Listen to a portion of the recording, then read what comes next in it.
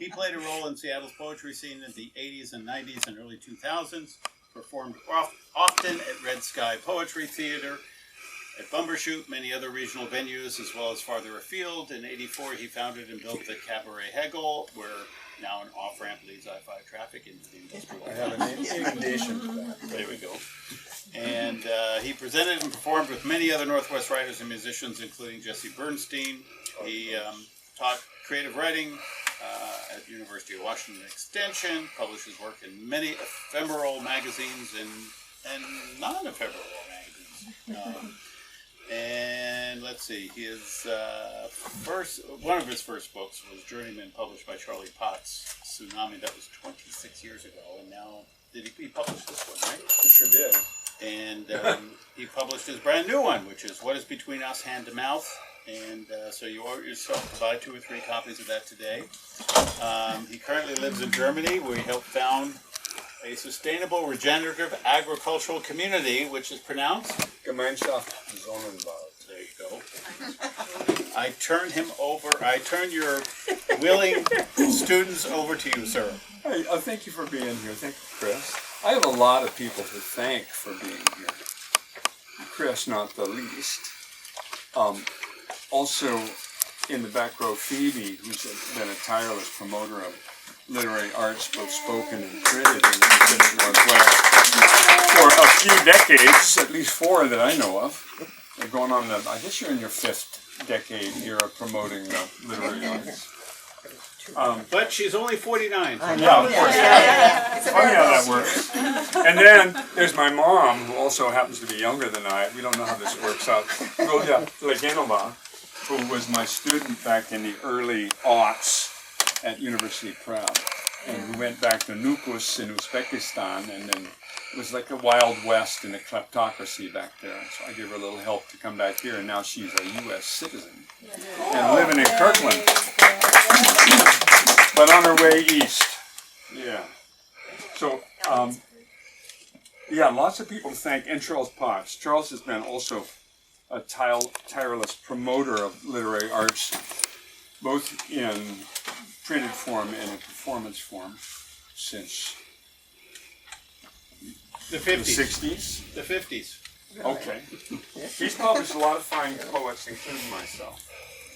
I assume that you're here now because you're poets, that you write what you want to call poetry, and you understand that to write poetry means to want to communicate, that is, with others somehow.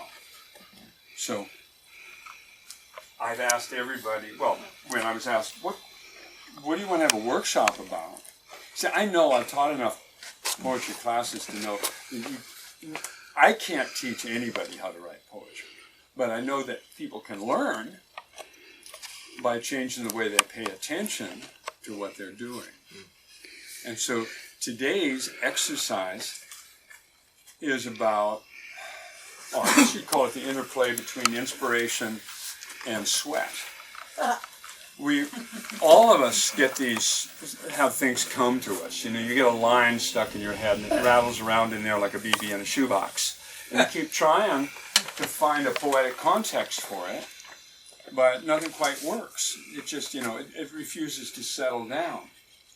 And it bothers you, because it's there. And you try again and again, and nothing quite satisfies you. Well, in my experience, there are 2 things going on there. And the most important one is the desire to do something new. So when you're making a poem and something comes to you from outside, like with me, for instance, a line that came to me about my relationship with my old man long, long ago was, my daddy made me reinvent the wheel. Yeah, it's a great line. So I wrote this poem. And I thought, well, that's not it. So then I wrote another poem that began with that. And I said, well, now we're getting someplace.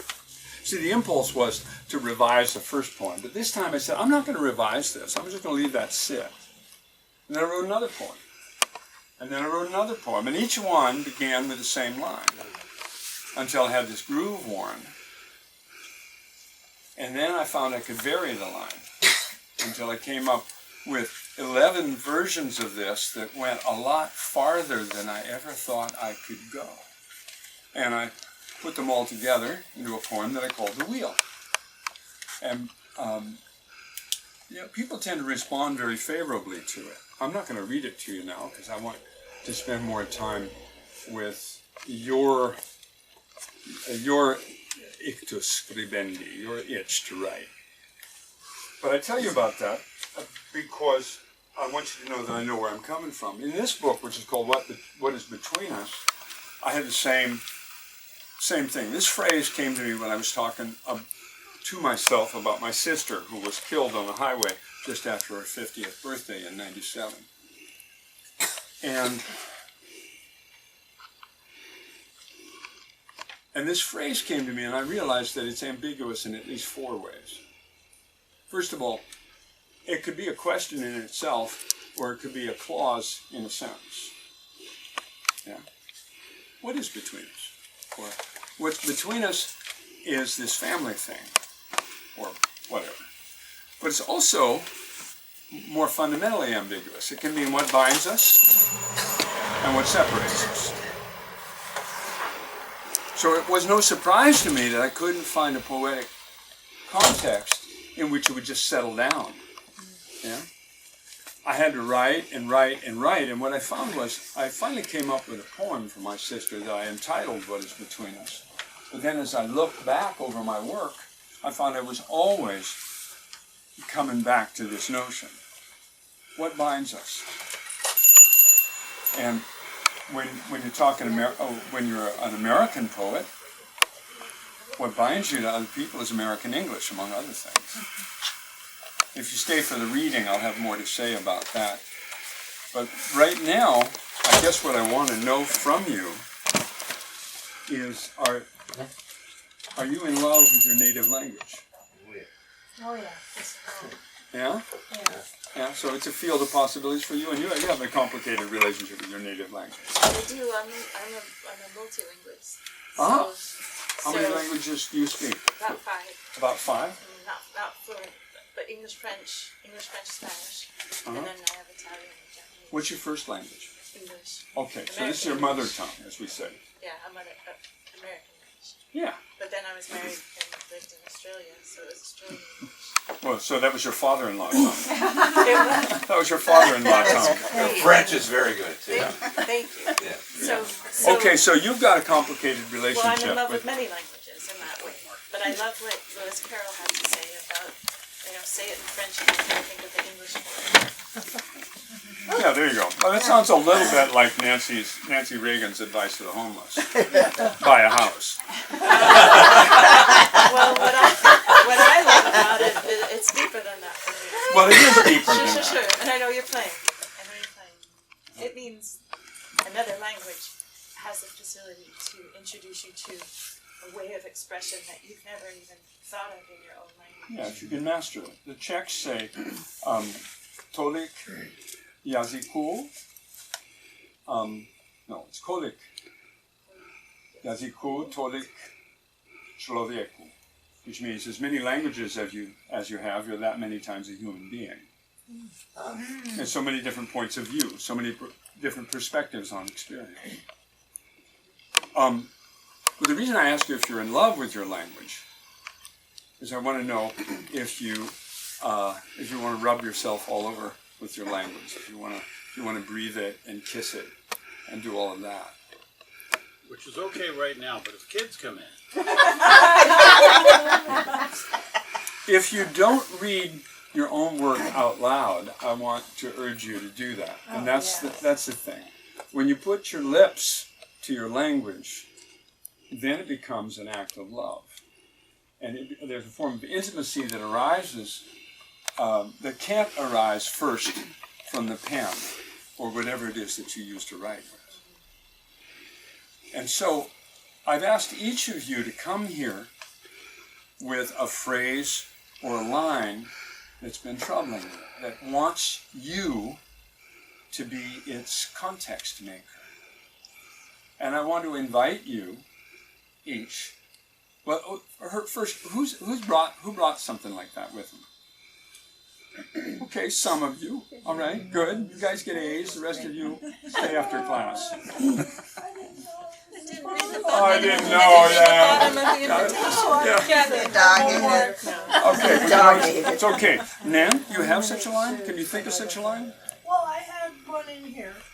Okay, well, While I was listening to you before when we were chatting, and I revised it. But, okay. Would you let us hear it? yeah, Could you stand up and speak it into the room, please? all right. A bang or a whimper, is that our choice? And the next one, or is it fire or ice? Okay. Shamelessly stolen from. All right. They're both stolen. Stolen from Elliot and Both stolen from shamelessly Frost. stolen. But hey, All right. yeah. Oscar Wilde said, or I should say, I said, Well, we all seen it. talent borrows, genius steals. Yeah. Yeah. So it sounds like you're getting on toward genius there, Nan. Thank you. I think. You raised your hand. Would you read to the folks? Yeah, this is And please don't apologize. Okay. Just go straight to the front of the room and read it like. But don't put your back to anybody. Come up here, please. The speed of unhappiness. Okay, the speed of unhappiness. That begs for expansion. I can see that as a little black hole about ready to explode. Yes. I have one. Yeah, please.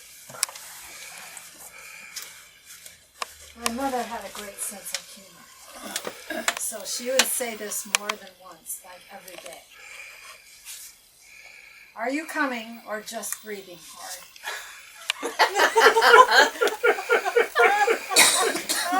So I had another one Yeah. that my grandmother said, tomorrow never comes. But Yeah, but right. Yeah. Or is it, yeah.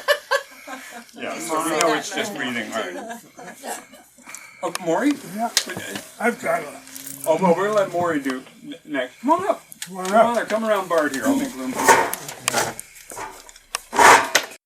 Just a few words. That's all right. That's all we need to start with. Light fading, lonely house, and the indifferent sea. And light fading, lonely house, and the indifferent sea. Wow. Okay, there's some interesting syllables. Singing with one another. Developing that will be fun. Yeah, please. Oh no, Chris, you. I'm happy. Do you want to stay up on committee? When we expect rain, sun can make us weep.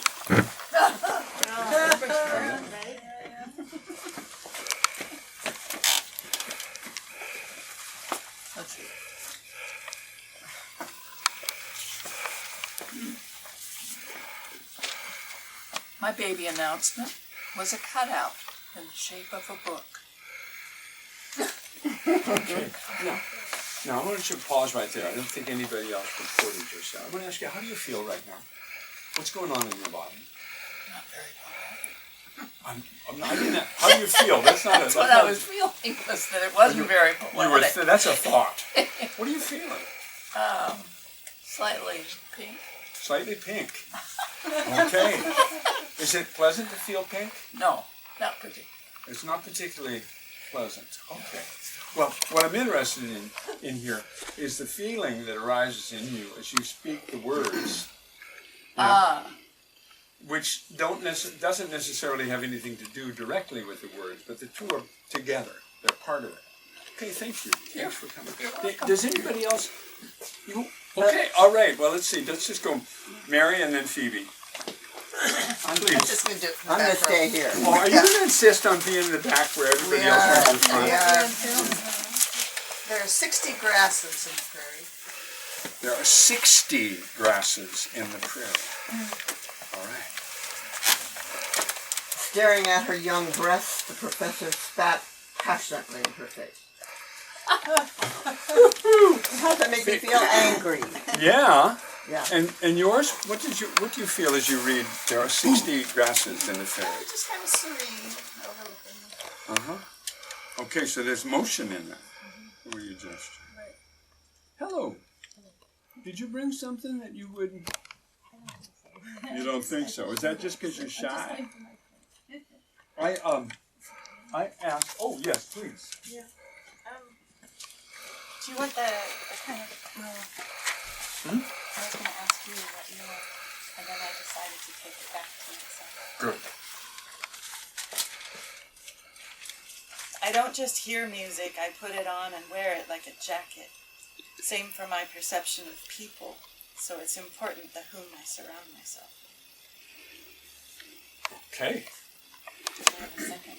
Well, let's just work with one at a time. We'll do it. All right. Now, I'd like you to make a little record. Art, did you bring anything? I have a line that I've been trying to do something. Well, please, then you're in the right place. God is the desert. God what? God is the desert. God is the desert. Like that one. So now what I'd like you to do is I'd like to consult yourself the way you're feeling right now and put beneath that line whatever combination of words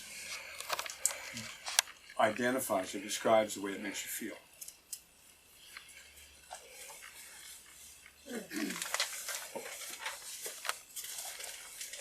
Better, you know, if it makes me feel, if it makes my heart go pit-a-pat, or it slows me down.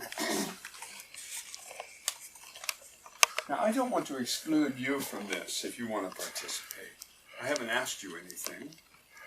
Would you, do you have something that's on your mind that you think might shape itself into a poem if you just knew how? Okay, I'll let you off the phone. Julia? I'll come back to you. Okay, we'll come back to Julia.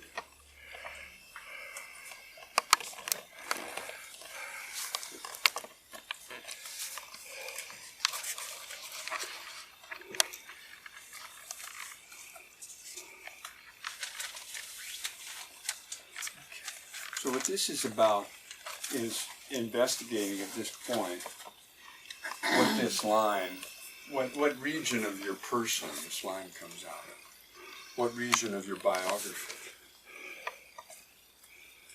So this is a matter of establishing some traction within yourself, and you want to get something started. You have the line. The line's kind of like a motor, but you need some contact with the ground, and the ground is your feeling. So the next thing we're going to do is ask yourself, okay, when you hear this line, how does it feel to you? Is this something that you'd like to find? Is this the beginning of something, the end of something, or the middle of something? Do you want to start here? Do you want to end here? Or do you want to pass through here on your way from one place to another?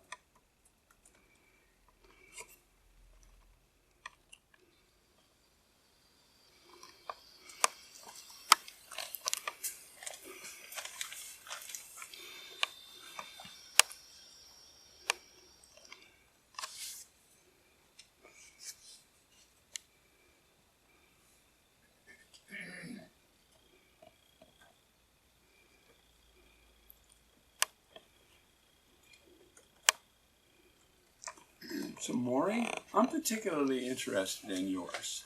Okay. Yeah. The lonely house, the sea. The light fading, lonely house, and the indifferent sea. Yeah. So what is that? Is that at the beginning of something, the end of something, or is that in the middle? It's the opening of a poem I wrote, almost a year ago. Uh-huh. And it starts really, well, the feeling is loneliness and wonder about whether I can, no, that's as far as it goes, whether I can. And then the rest of the poem kind of leads to a decision of, rather than loneliness, possibilities of acceptance. Okay. All right, thank you. I want to come back. Okay. Okay. Where's yours? Is yours a beginning and end or something in between? I think it's in the middle. Okay. Yeah. And what feeling do you attach? Anger. I mean, Anger. I'm pissed off. Yeah. I'd be pissed off too, as my mother was always saying that. Yeah. So, Mom! Yeah, and A dirty mind is a perpetual solace. Yes. Well, I guess it depends on what kind of dirt it's been rolling around in. yeah. She My parents were farmers, so 3 months. she accused me a lot of stuff that I never did. Uh-huh. So then I finally did it, and I went, aha! But no, and Okay. we were the only time we had a good time was the day before she died, and we were driving down a mountain, and when you have a turn signal, my turn signal came off. I had a little Volkswagen, and it came off in my hand, and we were laughing so hard, and it was such a great laugh. Wow. Well, so it sounds to me like this line wants to appear on the way down from a mountain while you're holding something in your hand. Oh yeah, yeah. So it's sort of a narrative biographical You make me one. cry. Huh? This is yeah. Cool. It's pulling up some old stuff, Yeah. Well, that's great. I mean, there's lots of material down there to pull out. and I'm not a poet. Well, let other why don't you let other people decide that? Okay. I mean, we call people arrogant when they say I am a poet. It's not up to them to say. But Right. I think that I'm not a poet is a form of pride in reverse. Let other people decide. Terrible. Thank you very much. Well, That's going to be repeated again and again. Trust me. okay, Ma'am? ma'am, Yeah. ma'am, would you it's answer this question? What is your line? Is it beginning, the end, or the middle of something? Top. It's the top. Because I finished the poem while I was sitting there. Well, all right, we're successful. We can all go home now. We know it all. Somebody get the cookies. Well, okay, when you've all done that, just sit still. I'll give you 5 minutes. You'll all read the poems and then we're out of here. All right, so, Sorry about that. well, no, it's okay. You know, I've been teaching long enough to not to expect anybody to be on the same page as I am. That's really cool. So I'm going to ask you to read that a little bit later. I think it's a little bit early right now. I think other people might be cast in the shade by your precocity. Oh. Please, is yours in the beginning, the middle, the end? The speed of unhappiness. You asked the feelings. I felt this is clever by half. I'm embarrassed of it. I like it. But I remember the morning that I perceived it. I was just sitting in my chair looking out at the water, and somehow I had this, I thought, profound thought. But I wrote, and where I want to do with it, I just want to leave this like some husk or chrysalis and move on. I wrote some words I liked, but I don't know. I'm still. Okay, so you want it to let it wrap itself in silk and transform. Yeah. I understand this. Oh, Yeah. I understand this. Yeah, it's. So let me suggest a way to get the silk started. Put a preposition in front of the phrase.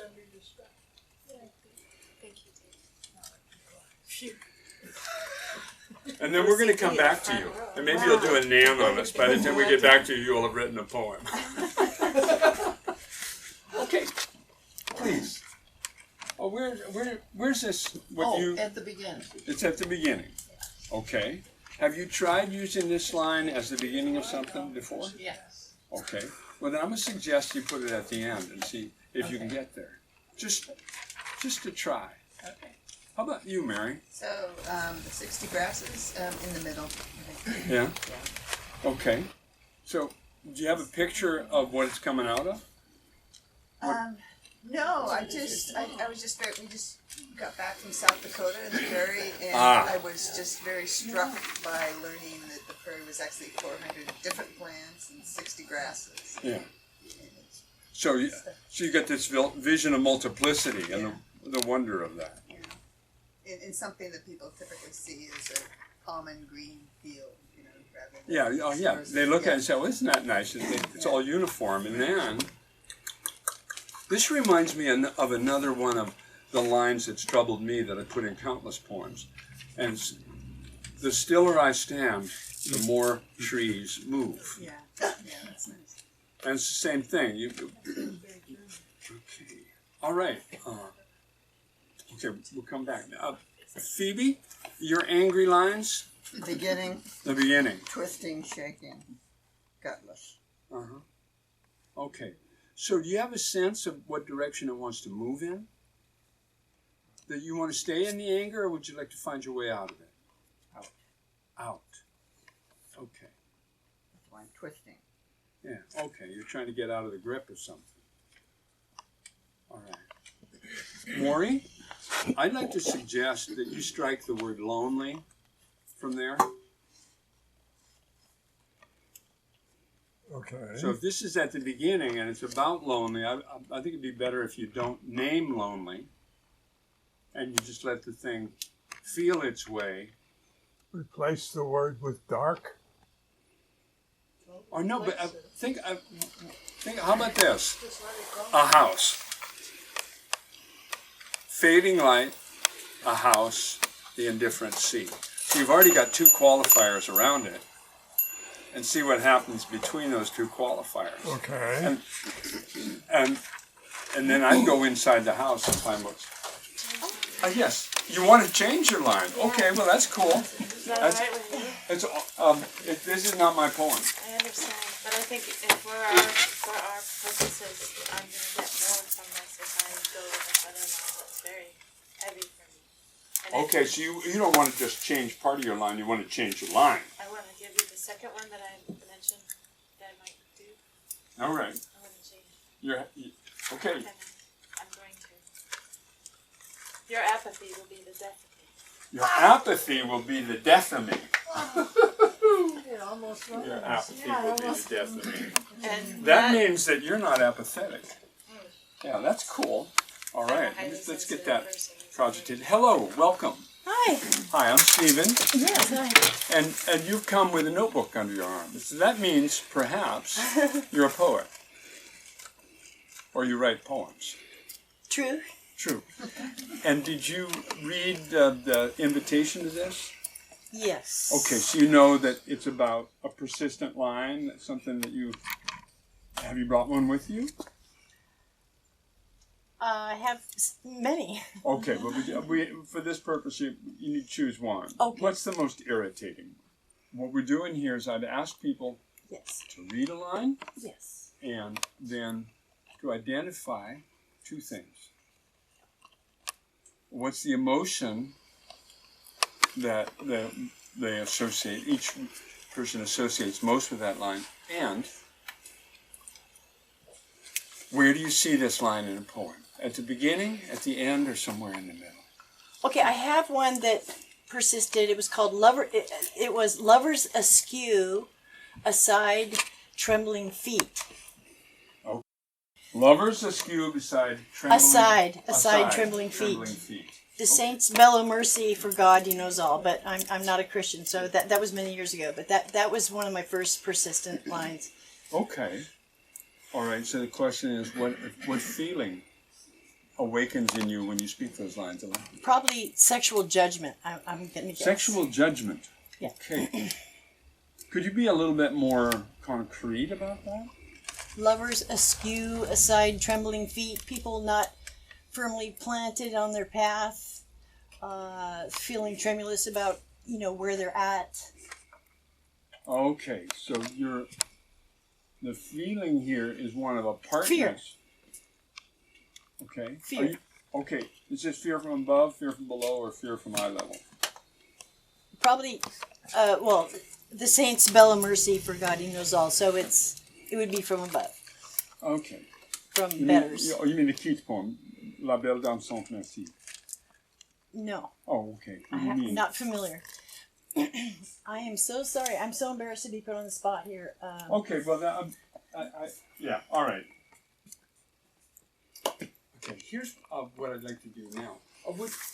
have you brought anything with you now? I have stuff that I'm working on, but I hadn't picked out a line. But normally I start with like a metaphor or an image. But I have a cottage in Ireland, and the woman who owned it a few years. I know, very blessed. The woman who owned it a few years before me, a few generations back before it was tourists and things, was a hermaphrodite. And somebody was telling me a story. She was very loved and very helpful with the youth, and I just love everything I hear about her. And this was the line that they told me that stuck in my head, and I wanted to write about this poem because the matchmaker. The matchmaker hammered on the door. Marianne the Bridge, get up and shave. I found you a husband.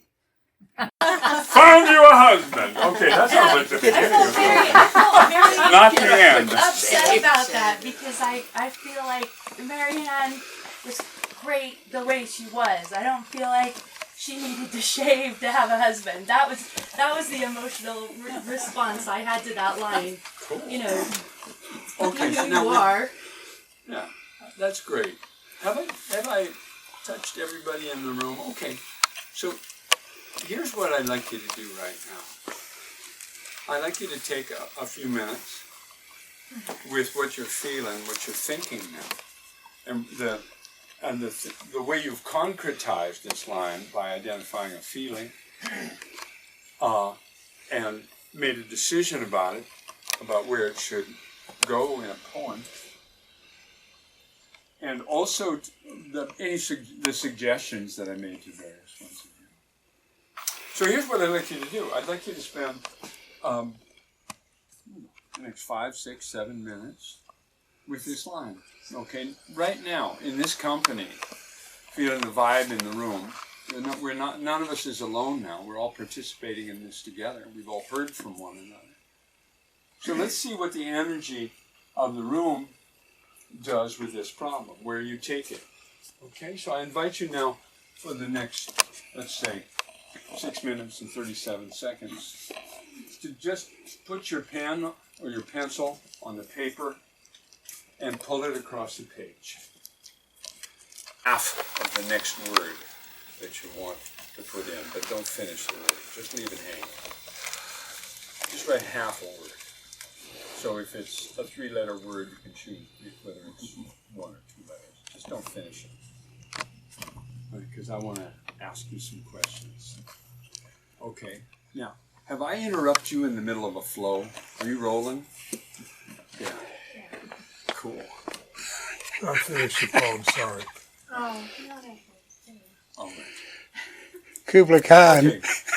Let's give this a couple more minutes and then I'll interrupt you again. But what's important when I interrupt you next time, please stop in the middle of something. Don't go all the way to the end if you've got something in mind, okay? Leave it wide open. Stop in the middle of a word. Or wherever you are. Okay. Now the reason I've asked you to do it this way is that, in my experience, the poem begins with improvisation, but it seldom ends there. Because the improvised matter usually is the ore that you end up refining to produce the poem. Now you've got a sense of the energy. Now, do you know where you're going now? This is the question. Do you know where this is going? Oh, you've already finished. You know where it's been, right? I revised it once. What? You are so damn precocious. Well, you said, do you know where you're going? And I could only think of the song. Do you know where you're going to? Yeah, but do you? You can sing the answer. I've come from saying goodbye to Christmas. Okay. And I'm finding that Christmas is actually where the nub of things. Mm-hmm. I'm finding source. Okay, cool. So, have you found your way down from the mountain a bit? No, I'm stuck. You're stuck? Yeah. Oh, shucks. Is the turn indicator in your hand or is it out? No. I'm having a conversation. Okay. We're having a conversation, so we're communicating. Well, that's good. Which is good. Okay. So this poem is turning into a duet. It is a duet. It has to go both ways. Yeah, sure. I get that. Yeah. Okay. It has some energy. Oh, it definitely has energy. Oh, yeah. So, Barrett, did you get anywhere with yours? I did. I'm still wondering, but I wrote some things down. I like what you said. None of us is alone. Under the sky and blistering white sun, we are tight, frightened, disquieted. God is not in the desert. God is the desert. We take short breaths. I knew I shouldn't have brought the As if inhaling sulfur. We take short steps as if walking on sand. We take God in short measures, small enough to get ourselves through the middle of the day and the night. Okay. Well, so that's got some energy. You're getting someplace. You got a little bit ahead of me. I was going to ask everybody to do what you've just done. Here I wanted to get to a workshop phase. I want to ask each of you, if you're willing, to read what you've written so far, and everybody else just closes his or her eyes and lets the landscape appear, and then responds briefly in a sentence about what the written words just heard awaken. Oh, I went way too far ahead. You know, this class is dominated by the precocious. Yeah, I know. I was sitting in front. Well, I asked everybody forward. Yeah. So, who's willing at this point to read what he or she has written so far? Okay, I saw Mary first. And remind Alex. me. Alan? Alex. Alex and Chris. Okay, so I invite you all just right now to close your eyes and open your ears as wide as you can. Try to forget your own poem and any problems that you're confronting in it. And just be open to the sound of Mary's words. Okay? So close your eyes, and Mary, please speak as distinctly as you can. Buffalo grass, yellow clover, needle grass, stalks with tiny chandeliers upside down. A dozen wheat grasses, they all have names. A passenger in a hurrying car sees a flat of green, nose pressed to glass.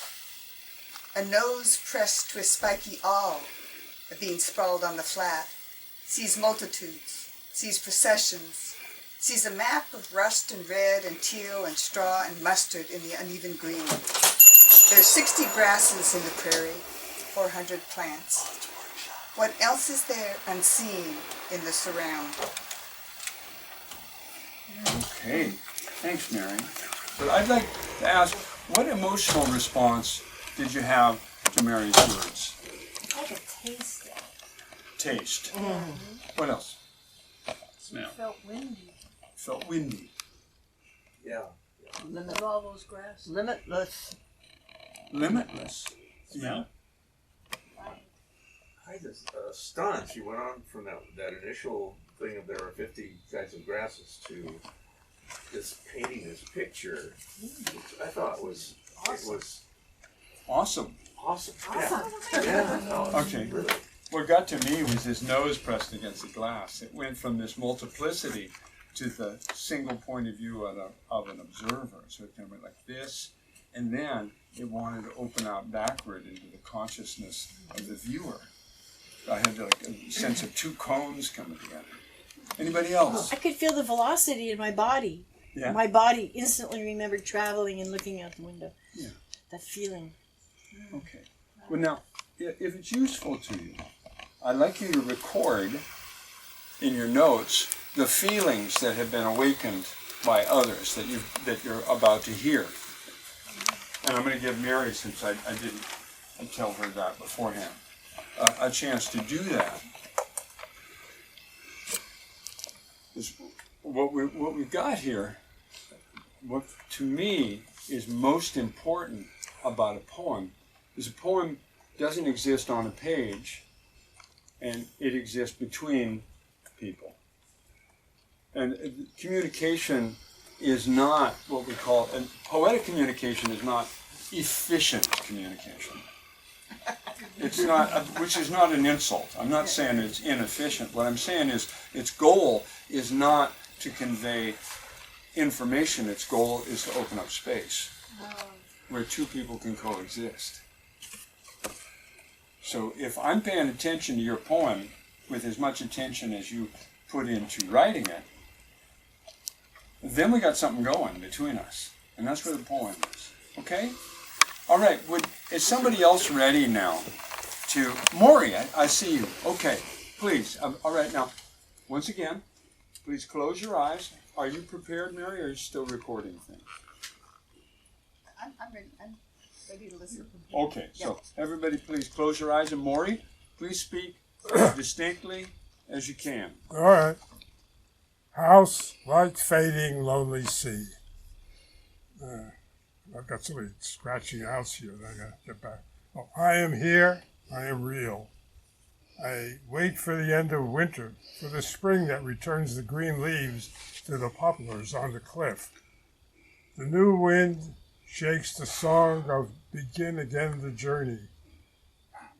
Safe from the waves that take no notice, where the trees end is another house, and good ale, blazing fire, and words of welcome, if you have the coin to pay for it. Yes. Okay, thank you. All right. What feelings were awakened in you by that? Where are you with that? I'll tell you what awakened in me. I came, once again, somewhat similar to Mary's, but more rapidly. I got from a view into an interior consciousness, and then it opened out again into a view, and then it closed down into an interior, and then there was this, and for me, that's what I got. Yeah, I got motion out of that too. Yeah. Initially, the first thing was just a picture. Yeah. And then this motion. Yeah. To the journey. Right. Yeah. So there's motion in emotion. Yeah. Okay. Anybody else?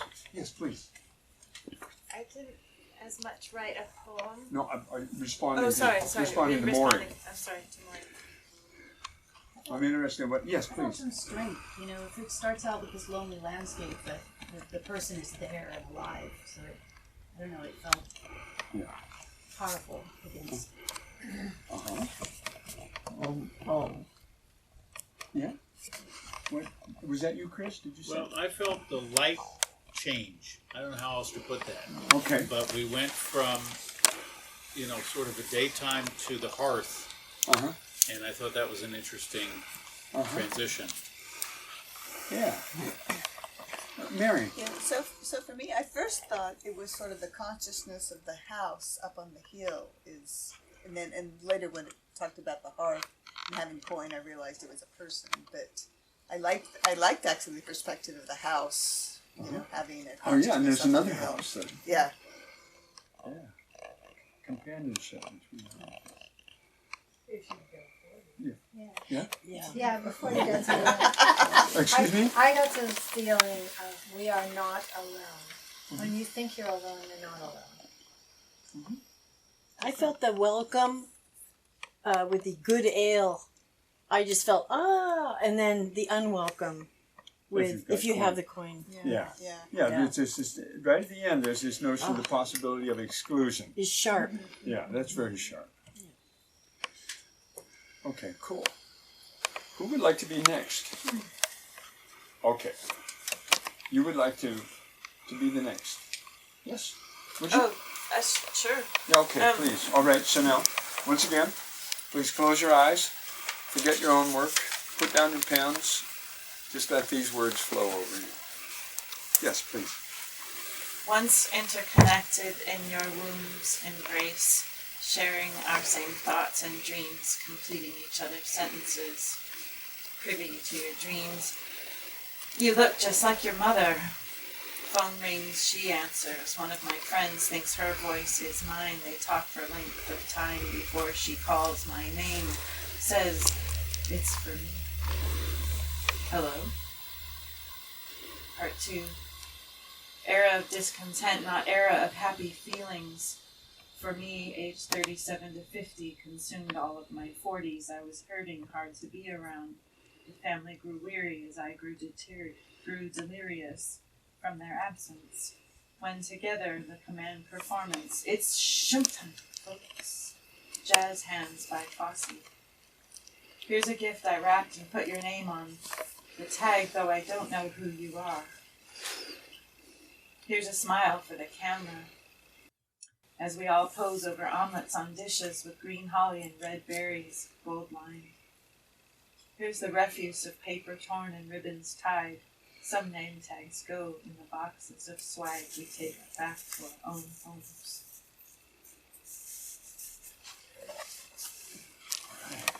What feelings are awakened in you here? Observations. For me, there's this multiplicity of people. You have too many people to keep track of. And this change from observer to observed, and again and again returning to a point of view, looking out upon others and upon objects. But there's a sense of relationships and of exclusion.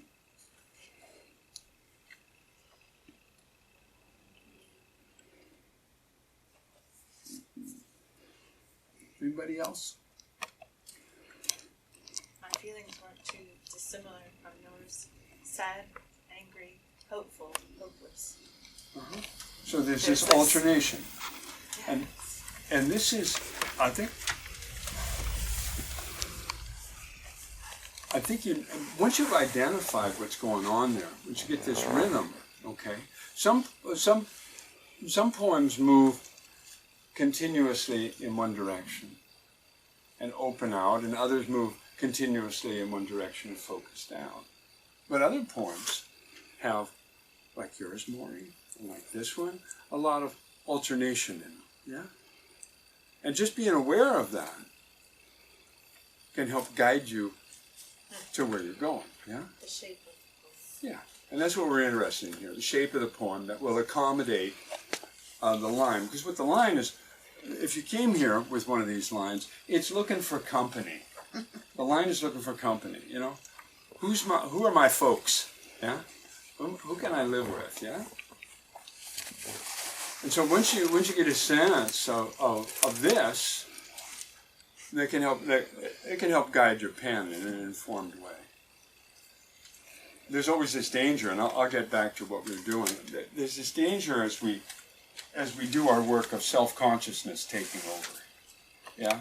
And then we can get in the way of our own inspiration. But, you know, what we're doing here is we're practicing, yeah? And when you're practicing, you know what you're doing. You're just practicing your scales. But what you're doing, well, you're educating your intuition. And this is, I think, the most important thing.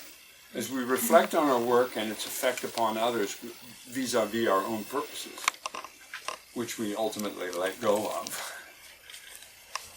we're giving our intuition an invitation to the table. And the more we are aware of that, the more the thing that guides our pen in the initial improvisation, the more active it is. But Bart, you're a seasoned performer. You've read yours already once. Now I'm going to ask you to read it again to these people with their eyes closed. Okay? All right? So, pens and pencils down. Ears open, eyes closed. None of us is alone. Under the sun and the blistering white sky, we are tight, frightened, and disquieted. God is not in the desert. God is the desert. We take short breaths as if inhaling sulfur. We take short steps as if walking on sand. We take God in short measures, small enough to just get ourselves through the middle of the day and the next. All right. What effect does that have on you? I felt like, you're in some places. What's that, Mary? You're someplace in the desert is 120 degrees. That the way it shortens your speech and your steps and your effort. And I love the, God is the desert. Yeah. Yeah. But you could just feel the sort of the oppressiveness and the sort of the power of the environment. Yeah. As I listened, I was thinking in technical terms about the way it's constructed. It was exactly that point, because I knew you were coming from. You started out with this line, God is the desert. And then you found a way of making that resonate. Yeah? God is not in the desert. And you take out that one word, God is the desert. And that extraction, it just, it changes things. It opens things out. So I get this sense of a landscape opening out. And this thing wanted to just keep expanding. And that leads me back to you, Alex, because your line. Did anybody else want to say something? Excuse me, I didn't want to shortchange Bart here. Yeah, Maury. What I got was when he said God is the desert, then went on, being basically an atheist myself, got the feeling of insignificance, looking around saying, it's up to me only. God is there, maybe, but it's got nothing to do with me. Uh-huh. Okay. Yeah, it wasn't a warm, fuzzy feeling. God is there, but it has nothing to do with me. Yeah. Anybody else? I kept changing desert to desert. It's terrible. I'm an advertising copywriter. Cheating. Well, you know, we bring what we got to the table. Sometimes it's sometimes it's dessert. yeah. Okay. It's kind of a potluck here at the Poetry Workshop. An experience I had with your poem, I kept seeing, maybe you've seen a photograph of an image of a rock that appears to have like walked across a desert, but it's been pushed slowly, I believe, by the wind, and it's almost like Job, but without touching anything. Here you are having this. Yeah. So it was a very slow. It was like a glacial move. I didn't get cold in your poem. It was very hot. I can't think of deserts myself, but I felt that. I felt the desolation. I felt the desolation. Yeah. Okay. Lots of different things are available. You're just writing to have something to go along with your wonderful pictures that you've been drawing. Yes, have you been drawing wonderful pictures, Bob? Rock. Really? Yeah. Oh, really? Awesome. Yep. Are you? Okay, the psychic network is still working. Yeah, sure is. Okay, now Alex, yours was the speed of sorrow. Of unhappiness. Of unhappiness, excuse me. Yes. And you suggested That I putting a put, preposition, which was, wow. yeah, so what'd you come up It with? takes it just takes it out of the spotlight. So, with the speed of unhappiness, I will wrap this thread of sorrow around the sound of your goodbye. Weave a chrysalis to hold the innocent embryo of my birth, hearing only sounds, not words, holding on to the glow of rebirth, the exquisite agony of new organs forming and folding. I like none of that. Yeah. Well, take out all the adjectives. Take the adjectives out. Take exquisite out. And the other adjectives, and I bet you'll like it better. Yeah. So, yeah, what'd you feel, please? I didn't have it. I didn't have it still. Okay. What I got was a process. There's a process happening here. The promise of a transformation that's incomplete. And because you don't know where it's going, I say take out the adjectives because they're too predetermining. Yeah. Even if they're not describing the result, the adjectives tend to narrow it down and make it less a field of possibilities and more a predictive field. And I think what you got there is more a field of possibilities. Good. Yeah, Mary, please. Well, what I heard was with the person actively sewing and making a chrysalis, you know, hoping for a transformation. So I got that the person was already, you know, in the throes of this loss, but trying to, you know, already kind of make it better, move on, survive it. Bigger, better butterfly things to come. You know? Ouch. Ouch. Ouch. Yeah. Okay. That says a lot. That was pretty. Growth is hard. Hmm? Growth is hard. Sure is. Yeah.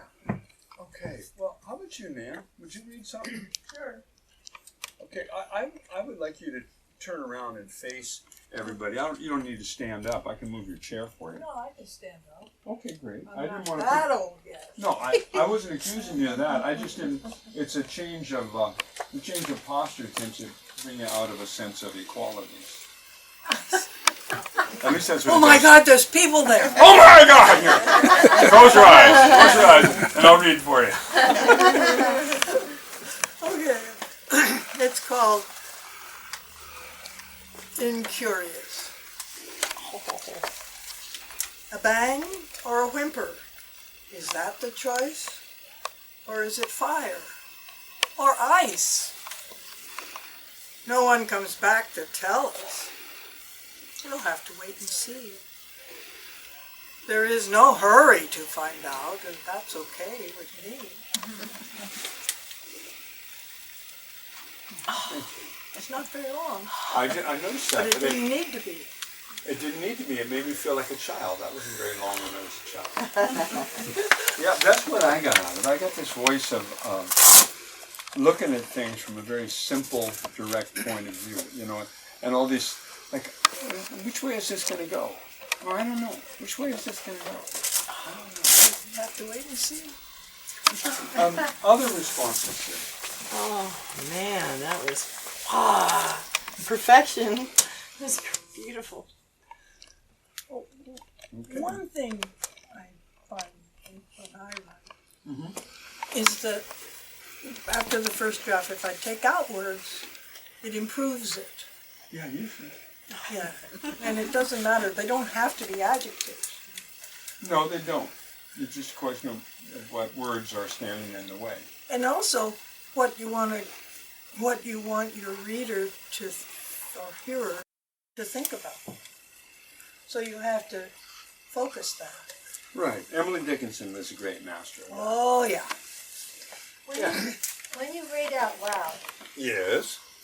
you cut out the words that stop you. So you make a note on which words are stopping you. Yeah. And you get rid of those words. Yes. Clearly. Yeah. That's why I say the last step in revision is to read the poem to an audience Right. and check that. If you change the poem while you're reading it, Yep. then It's a good clue. that's the final shape. Thanks for bringing that up. Okay, would you like to?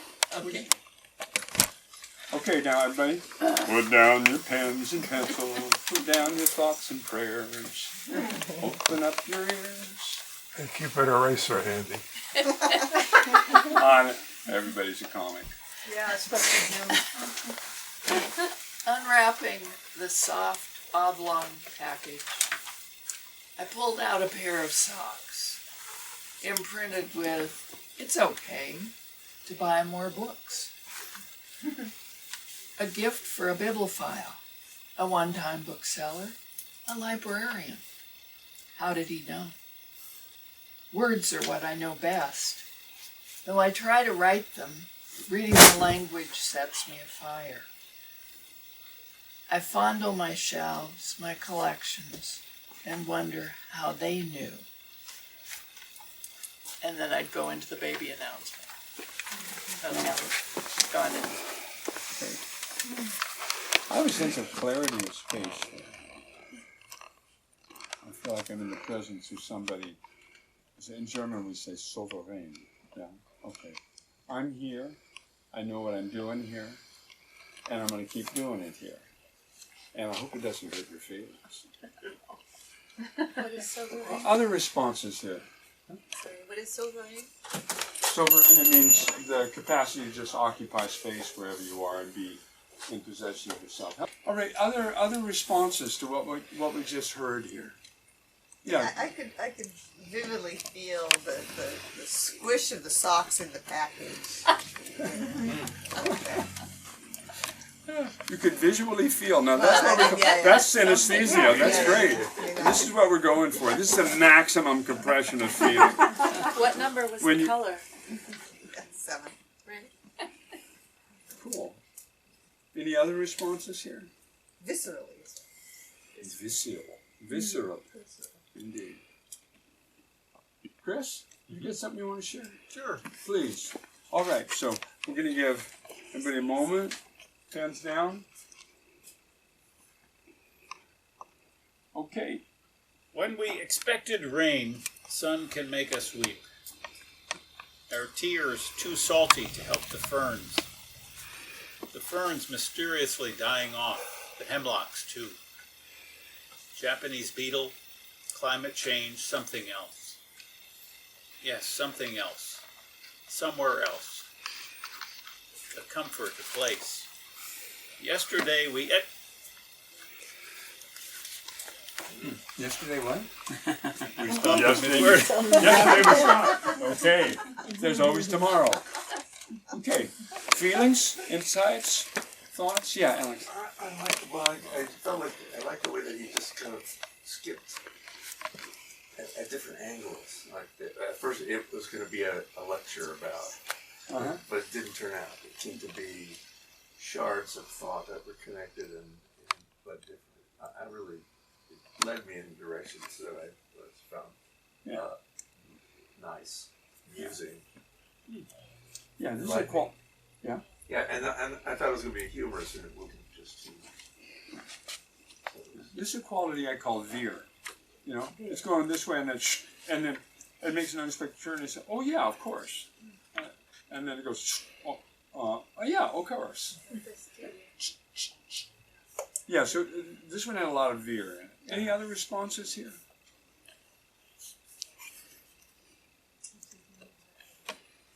Excuse me? I heard somebody. A zig and a zag. A zig and a zag. A zag and a zog. Okay. Now I don't want to put you on the spot, but are you willing to share with us? You know, I looked on my phone, which I brought, for a more current, persistent line. I can only share this with you, and I will. Okay, do so please. With your strange, inarticulate math. With your strange, inarticulate math. And articulate math. And articulate math. Math or math? Math. Yeah. With your strange and articulate math. Yeah, M-A-T-H. Yeah. Wow. Okay. That could lead a lot of different many places. That could lead us to some particle physics or astrophysics. We don't know where we're going here. Well, thank you. And now, can I ask you this question? When you speak those lines out loud in the room, do they awaken in you any feeling? Just that rumbling excitement that there's a poem coming. Okay. Yeah. Okay. That rumbling excitement. And where is that localized? In your belly? Yeah, pretty low down on my belly, and yeah, it's gonna, yeah. Oh, cool. Is that a beginning, a middle, or an end? Beginning. Okay, great. We've made some progress. Has everybody in the room had an opportunity to share what they wrote just now? I think so. Yeah? Have you? No, I don't think so. No, No, but okay. everybody. Okay, please. I'm sorry. No, that's okay. But I didn't understand. Maybe I shared some other stuff before. So. Well, please share what you wrote during those 7 minutes that we had. Okay. Whatever it was. Swear to me. Swear to me. You have heard me. You will hear me again. You will practice. You will hear. I am not watching you. I am watching you. I know what you are thinking. I love you. I love you. Are you coming to my side? or just breathing hard? Will you swear or just breathe with me? Don't hang up. Don't hang up. Do to your own self be true. No, no, not that way. No, no, no. Or is it on? Follow me. Trust me. Trust me. All over again. We should start all over. From the beginning. Trust me. I don't trust anyone. Not even you. Are you paying attention? Rats are in the avocado tree. The phone is ringing. Answer it. Then I stop. I say,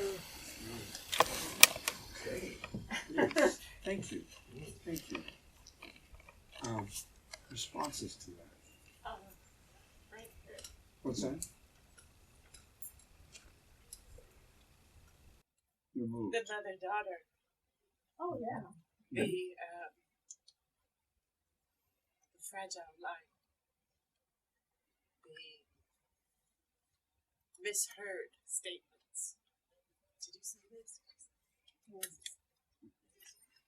Are you gonna do this? Are you gonna do this? It's the aged parent, and then the daughter who's I don't know. I heard so much, and I think it's beautiful.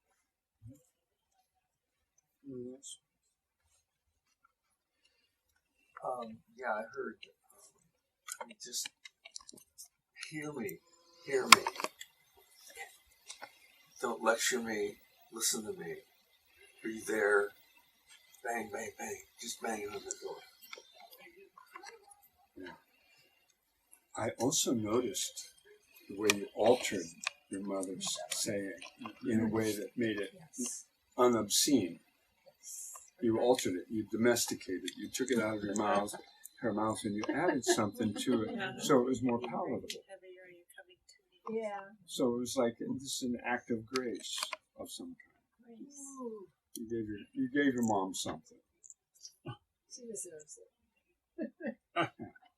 She's been dead for 25 years. But that doesn't mean she's gone from here No, or from no. here. You should listen My to dad's my been stuff. gone for 26 years, and he's not gone. No, my mother's in the car with me all the time. Listen, yeah.